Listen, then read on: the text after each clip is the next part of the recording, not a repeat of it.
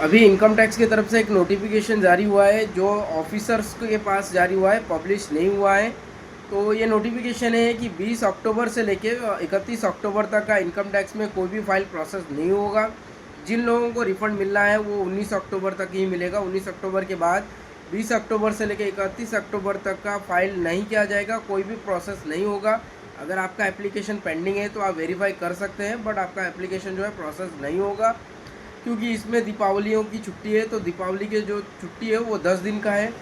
तो 20 अक्टूबर से लेकर 31 अक्टूबर तक का इनकम टैक्स की तरफ से कोई भी प्रोसेस नहीं होगा, क्योंकि छुट्टियों पे रहेगा। मगर बीच में कुछ दिनों में वो लोग प्रोसेस करेंगे, मगर वो ना के बराबर है। फिलहाल अभी वो 10 lakh file per day verify कर रहे हैं। बहुत सारे लोगों का पैसा अभी आना स्टार्ट हो चुका है। जिन लोगों का ITR फाइल किए हैं जून जुलाई के 31 तारीख तक, उन सब का प्रोसेस चालू है।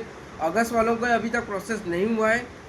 छोटे मोटे अमाउंट जो है वो क्रेडिट किया जा रहा है, बड़े अमाउंट पे पैनिक नज़र है। और उस छुट्टी पे भी जो प्रोसेस में जो है उनको होल्ड मार्क किया जा रहा है, क्योंकि बहुत सारे लोग फेक डिडक्शन दिखा के पैसा रिकवर करने की कोशिश में हैं। कुछ लोग फेक फाइल कर रहे हैं। इस वजह से इनकम टैक्स जो हाई वैल्यू के अमाउंट है उस पर पहला पैनिक नज़र रखे हुए हैं।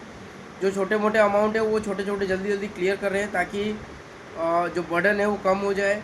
तो बड़े यही इंपॉर्टेंट न्यूज़ था कि आपका अगर फाइल अगर पेंडिंग है, अगर 19 अक्टूबर तक का आपका अगर आपको रिफंड नहीं मिलता है तो आपको पेशेंस रखना होगा। 1 नवंबर तक का, 1 नवंबर से लेकर 30 नवंबर का जो डेट है वो बहुत इंपॉर्टेंट है। उस महीने में एक भी छुट्टी नहीं है, ले दे के 2 छुट्टी है। सैटरडे संडे वैसे भी ऑफ रहता है इनकम टैक्स का, तो इस वजह से आपको उस दिन तो प्रोसेस नहीं होगा। मगर नवंबर का महीना जो है 20 दिन पूरा वर्किंग है। तो एक आई होप कि 20 नवंबर 30 नवंबर तक सभी का रिफंड मिल जाएगा।